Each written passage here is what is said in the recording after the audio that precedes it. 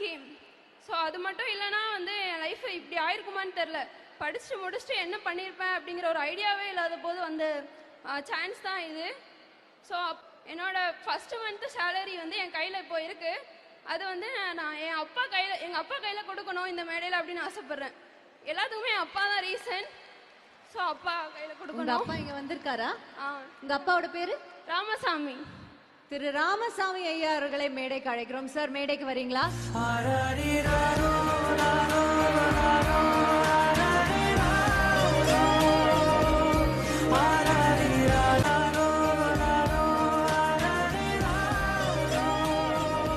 இதோ ராமசாமி ஐயா விதைத்தது அவருக்கே இன்று இந்த பெருமையை சேர்க்கிறது. அப்பா வந்து எதுக்குமே கவலைப்படக்கூடாது. ஸோ அப்பா என்னோட மாசம் சம்பளம்